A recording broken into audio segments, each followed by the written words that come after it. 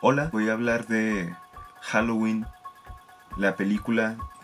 Vengo de verla y la verdad estoy bastante feliz. Y lo digo como fan porque en general la saga es una que me gusta mucho. Digámosle la saga porque no esta película Halloween de David Gordon Green viene a romper con todas las secuelas que se hicieron después de la primer película del 78. Pero por sí sola, esta película me parece muy buena.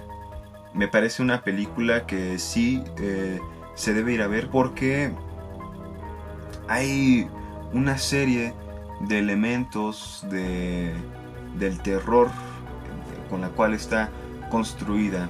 Claro, no deja de ser una película pues americana, y no quiero que sea un término vago el decir que es americana, sino el hecho pues claro que es una película que está hecha para taquilla, por supuesto, y claro pues porque habemos fans que eh, por el simple hecho de ser Halloween vamos a verla. Ahora quiero atreverme a decir que es un golpe duro contra lo que nos proponía Rob Zombie, con lo que él estableció para Halloween, ¿no? E insisto, David Gordon Green me parece un director de talla, me parece un director que reconstruye eh, la esencia y el universo, llamémosle, de esta película, porque como decía, todo lo que se hizo después de Halloween del 78 ya no cuenta como tal en la historia, ¿no? Y viene Halloween del 2018, esta película que sigue en cartelera, como una precuela directa de la primera. Y eso es importante, porque las películas que vinieron después, ¿no? Halloween 2, regresa Michael Myers, porque empieza justo donde termina la primera, y hay una serie de eventos de persecución de slasher, ¿no? De este asesino imparable. Halloween 3, que nada que ver, o sea, quisieron ahí hacer algo diferente. No está Michael Myers. Después viene la 4, viene la 5, donde como tal ya es su sobrina. El personaje de Michael Myers empezó primero a justificarse, así como una fuerza desconocida, imparable por sí sola. Después viene toda esta parte del Samhain, donde tiene un tatuaje. Regresando a Halloween 2018, el personaje se reconstruye, el personaje se ve purificado, porque lo vemos vulnerable, vemos como estos 40 años también en él no lo han cambiado, y como no es un personaje de venganza, porque y de hecho hay un diálogo buenísimo, muy sutil, digámosle, donde, como decían estas otras películas, se fue justificando al personaje. Era supuestamente hermano de Laurie Strode.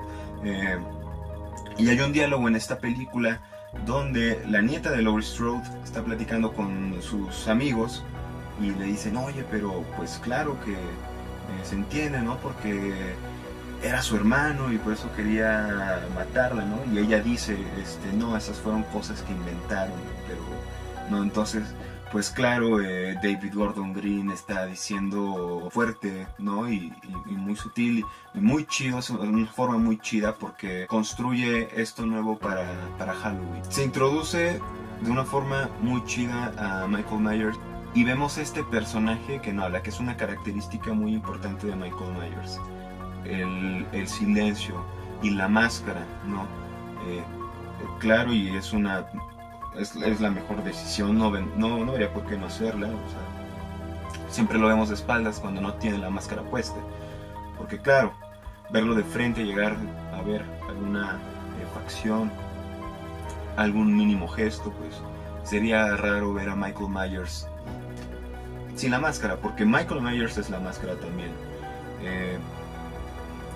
La esencia de Michael Myers no es tanto la persona física, y es algo que también propone la película. Hay un momento, esto sí no lo quiero spoilear porque me parece un pequeño giro interesante en la película, pero vemos a Michael Myers, personificado de otra forma, ¿sí? Y no necesariamente él. A lo que voy con esto de que no lo vemos necesariamente a él como asesino, vemos el asesinato mismo, el hecho de asesinar como una emoción, como una razón sin razón. Es un personaje que sale del cuerpo mismo, que se contagia, ¿va? Y claro, David Gordon Green deja claro en sus entrevistas y como premisa de la película que es un problema, que es un trauma generacional, porque vemos a Laurie Strode, que ya pasaron estos 40 años, tiene una hija, tiene a su nieta, y este terror de que ella testiguó y que fue víctima también de Michael Myers. También se reivindica el hecho de las muertes en las películas, porque de pronto en los slashers, en ese tipo de películas de terror, pues las muertes pueden ser muy al azar, pueden ser sin sentido, y el hecho de que muera una persona pues se vuelve algo completamente vago, ¿no? Entonces realmente uno como espectador no siente esas muertes y no siente la consecuencia de esas muertes. Y esta película viene a reivindicar eso. Las muertes de la primera película Halloween se transforman en algo, en un hecho impactante, en un hecho trágico que ha repercutido no solo en Laurie Strode, sino también en el pueblo Haddonfield, porque claro, hay un policía ahí que también estuvo en esa noche. Es algo que sabemos que inconscientemente pues se mantienen quienes atestiguaron eso, ¿no? Es como algo que pasó, algo a lo mejor de lo que no se habla, y es algo, claro, que para las generaciones nuevas, en este caso la nieta, pues es como, también se ve en el tráiler, ¿no? Como, abuela, eso ya fue, supéralo, no va a pasar, ¿no? Quisiera compararme un poquito con, por ejemplo, el terremoto del 85, ¿no? Para mí, para mi generación, para los que nacimos posterior al 85, creo que sobre todo a quienes nacieron en los 90s, pues se convirtió en algo mítico, en algo que sí, ya tembló, ya fue eso, nos contaban, podíamos imaginarnos, pero estábamos como que ya no, llegaba a sonar la alerta sísmica, llegaba a haber un temblor, y pues no estábamos, no teníamos este trauma cargado que el que tenían nuestras abuelas o nuestros padres, ¿no? Pero sucede el terremoto del 19 de septiembre de 2017, y pues conocemos que es real y que es algo horrible, que puede generar cosas horribles, ¿no?